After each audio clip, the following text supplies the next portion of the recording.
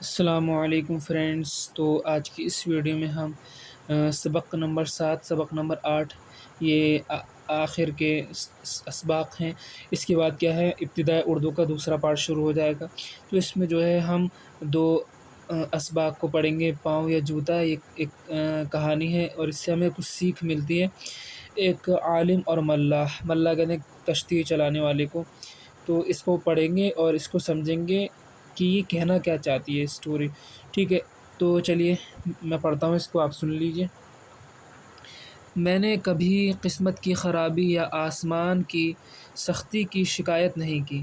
مطلب یہ کوئی انسان ہے تو کہہ رہا ہے میں نے کبھی قسمت کی خرابی یا آسمان کی سختی کی شکایت نہیں کی۔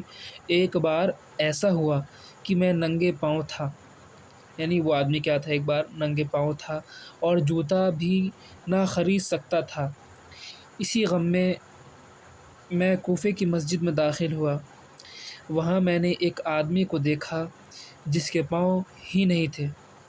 میں نے خدا کی نعمت کا شکر ادا کیا اور اپنے پاس جوتا نہ ہونے پر صبر کیا، ٹھیک ہے۔ تو ایک شخص تھا، تو ایک بار کیا ہوا کہ وہ ننگے پاؤں تھا، ٹھیک ہے۔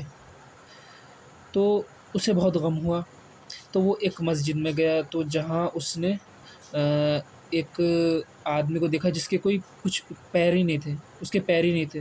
تو اس نے کیا کرا، اس نے دیکھا کہ اس کے تو پیر ہی نہیں ہیں، میں تو غم کر رہا ہوں کہ میرے پیر میں چپل نہیں ہے۔ تو اس نے پھر اللہ کا شکر کیا، خدا کا شکر ادا کیا۔ اس کہانی سے کیا ہمیں سبق ملتا ہے کہ ہمیں اللہ کی نعمت کا شکر ادا کرنا چاہیے، ٹھیک ہے۔ دوسری کہانی ہے ایک عالم اور ملاح۔ ایک عالم کشتی میں سوار ہوا، گرامر جاننے پر اسے بہت ناز تھا۔ گرامر مطلب انگلش گرامر جو ہوتی ہیں، بھاشا کو بولنے کا طریقہ، یعنی ہم کہہ سکتے ہیں کسی بھی لینگویج کو اچھی طریقے سے بولنے لکھنے کو ہم گرامر کہتے ہیں۔ اس نے ملاح سے پوچھا، اے ملاح کیا تو گرامر جانتا ہے؟ ملاح نے کہا نہیں۔ عالم نے کہا افسوس تیری آدھی عمر برباد ہو گئی۔ کیا کہا؟ تیری آدھی عمر برباد ہو گئی۔ یہ سن کر ملاح کو رنج بھی ہوا ہے نا، اور غصہ بھی آیا، مگر اس وقت خاموش رہا۔ اتفاق سے تھوڑی دیر بعد تیز ہوا کے جھکڑ سے کشتی بھنور میں پھنس گئی، طوفان میں پھنس گئی۔ اس وقت ملاح نے بلند آواز سے کہا، کیوں صاحب، آپ کو تیرنا بھی نہیں آتا؟